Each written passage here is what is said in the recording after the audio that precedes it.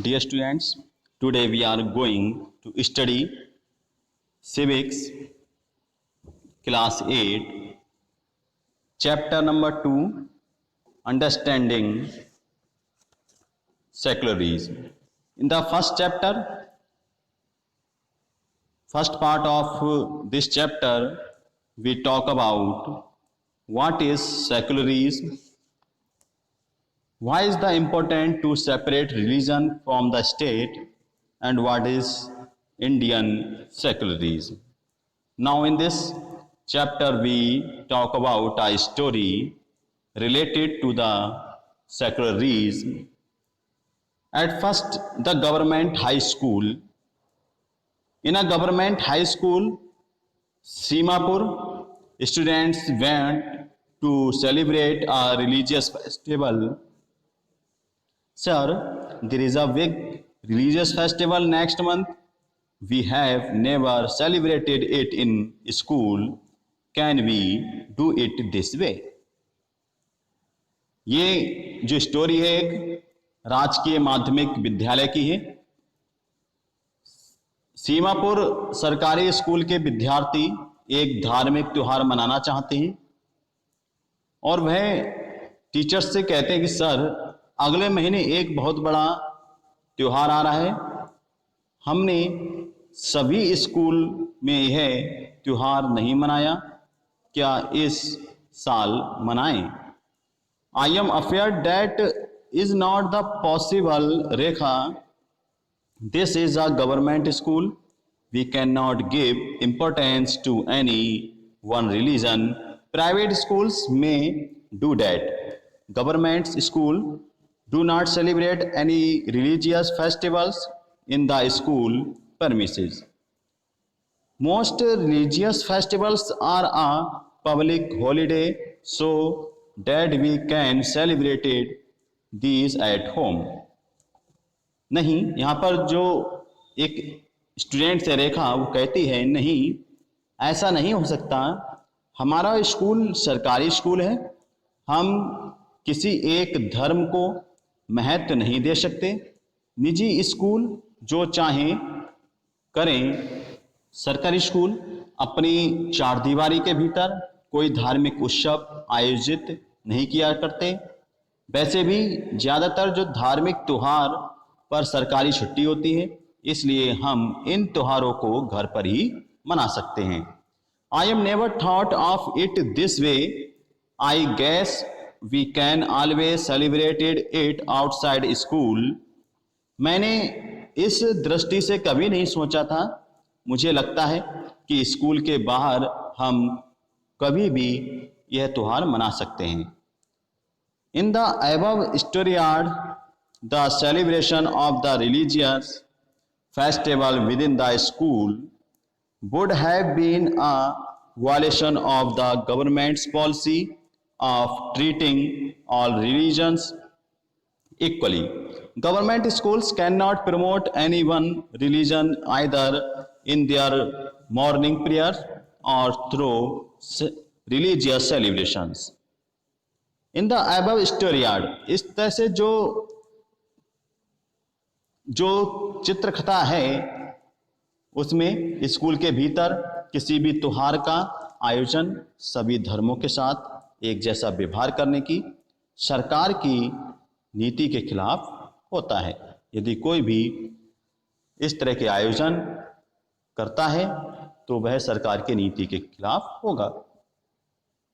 Government school can not promote any one religion either in their morning prayer और through religious celebration. सरकारी school अपनी प्रातःकालीन प्रार्थनाओं या धार्मिक आयोजन के लिए जरिए किसी एक धर्म को बढ़ावा नहीं दे सकते। This rule does not play to private school. जबकि ये जो रूल्स हैं वो प्राइवेट स्कूल पर लागू नहीं हैं।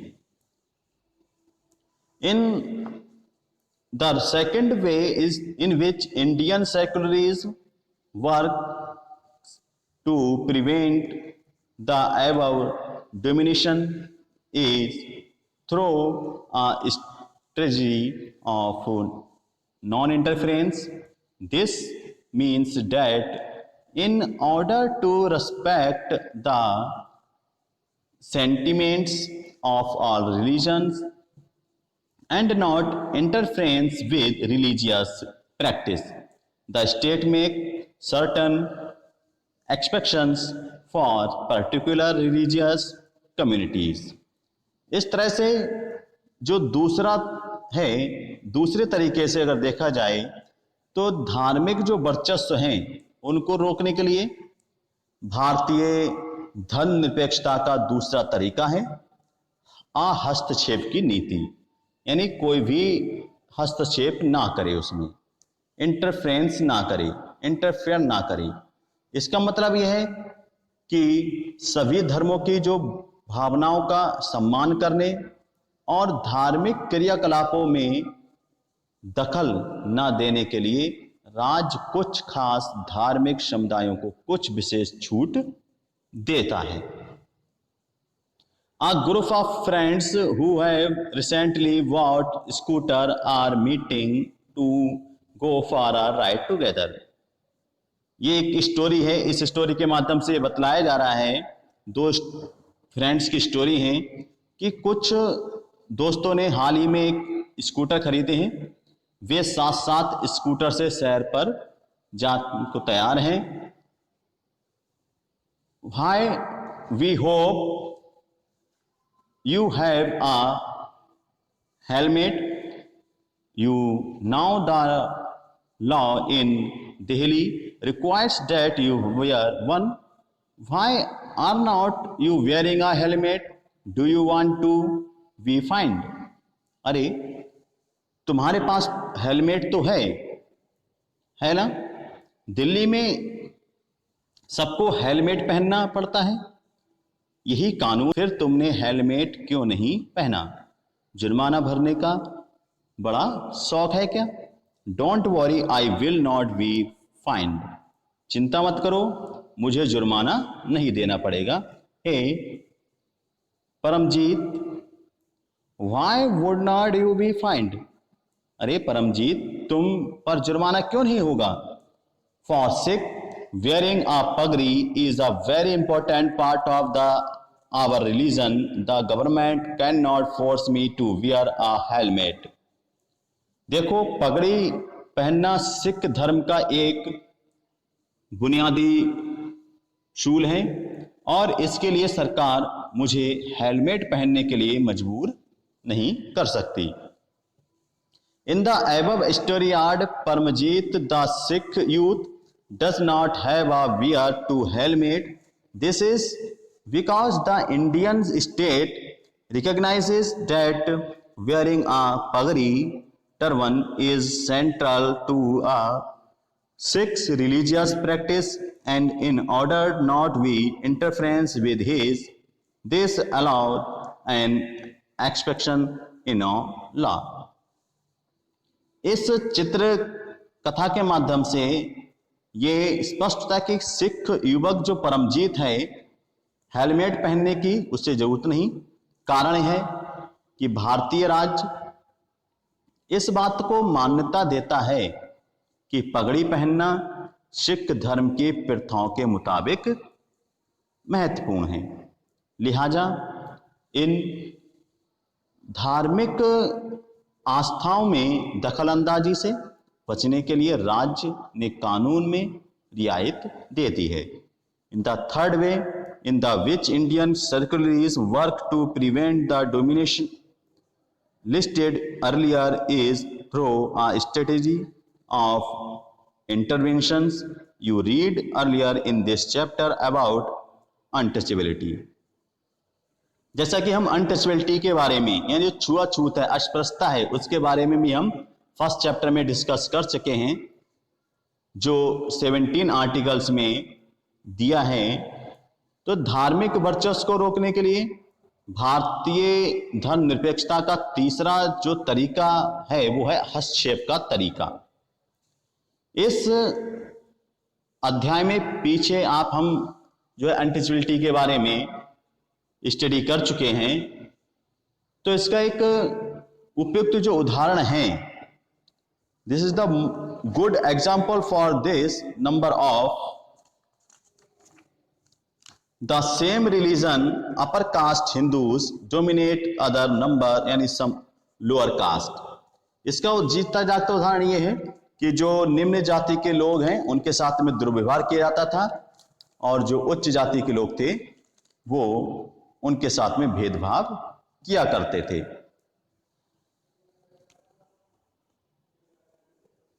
Within in the order to prevent this religion-based exclusion and discriminations of lower castes, the Indian Constitution bans untouchability। इस तरह से एक ही धर्म के लोग जो अपने ही धर्म के अन्य सदस्य जो निम्न जाति के होते हैं उन्हें दबाते हैं। धर्म के नाम पर अलग अलग थलग करने और भेदभाव को रोकने के लिए भारतीय संविधान में जो अनटचेबिलिटी है यानी छुआछूत है उस पर पाबंदी लगाई है। In this instance the state is intervening in religion in order to end a social practice that is beliefs discriminate and exclude and that violated the fundamental rights of lower castes who are citizens of his country.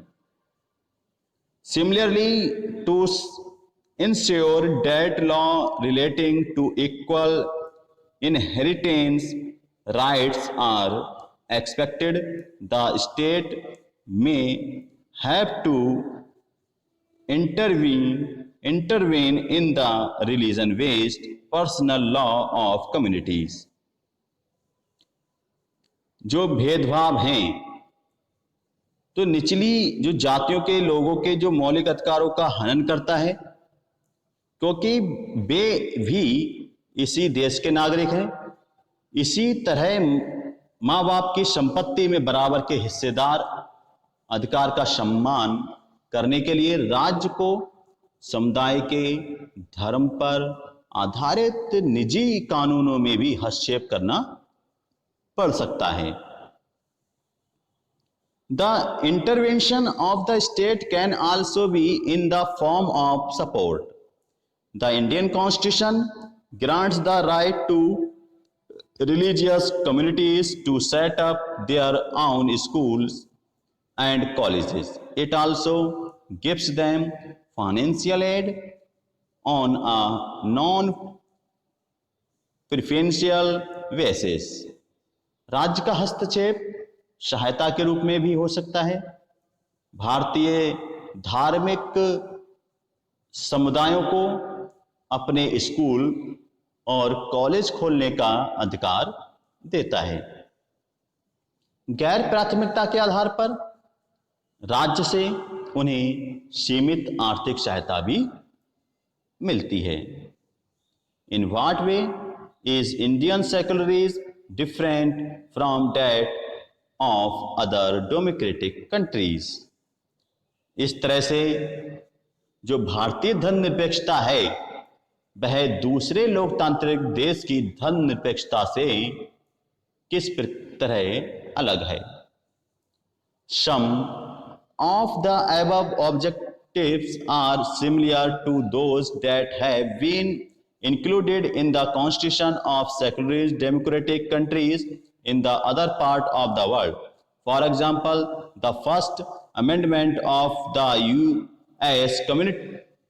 Constitution prohibited the legislature from making laws respecting and establishment of religion or that provide the free exercise of religion.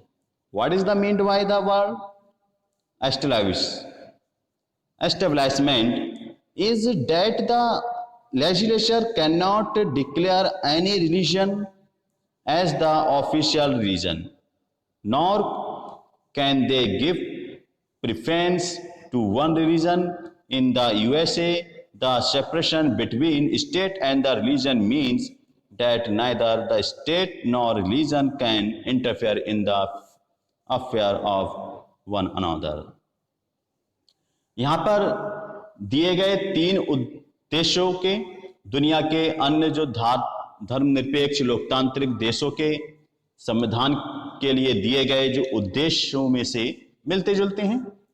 America संविधान में हुए सबसे पहले संशोधन के जरिए विधायिका जो लेजिस्लेचर है को ऐसे कानून बनाने से रोका गया है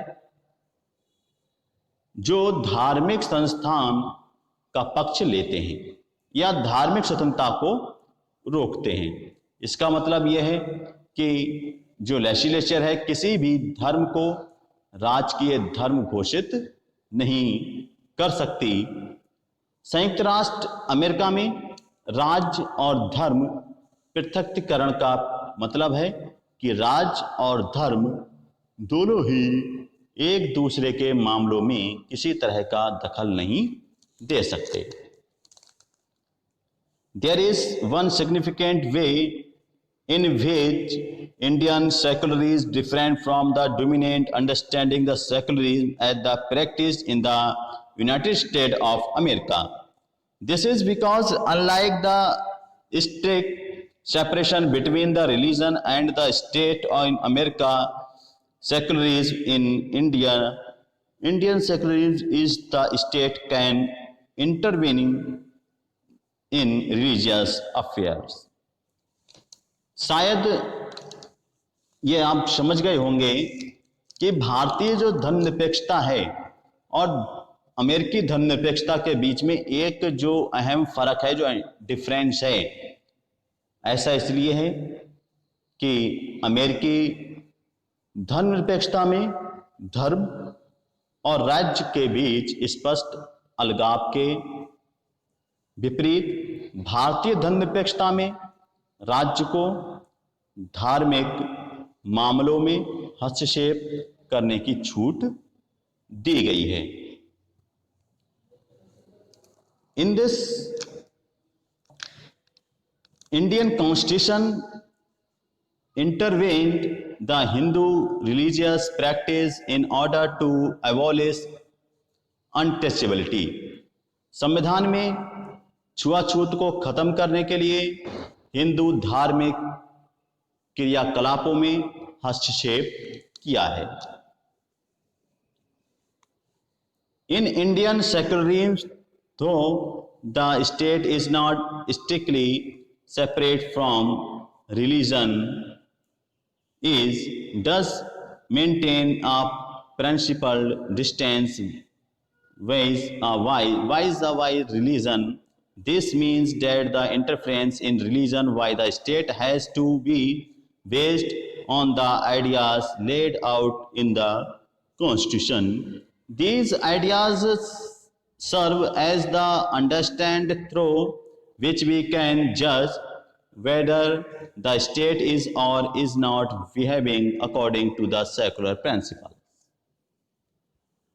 यहाँ पर भारतीय धर्मनिरपेक्षता में राज्य धर्म से अलग तो है, लेकिन धर्म से उसका फासला सैद्धांतिक है। और इसका मतलब यह है कि एक संविधान में दिए गए आदर्शों पर राज्य की किसी भी धर्म के मामलों में हस्तक्षेप कर सकता है। ये आदर्श वह कटौती मुहैया कराते हैं जिसके जरिए इस बारे में फैसला दिया जा सकता है कि हमारा राज्य धर्मनिरपेक्ष सिद्धांतों के अनुरूप काम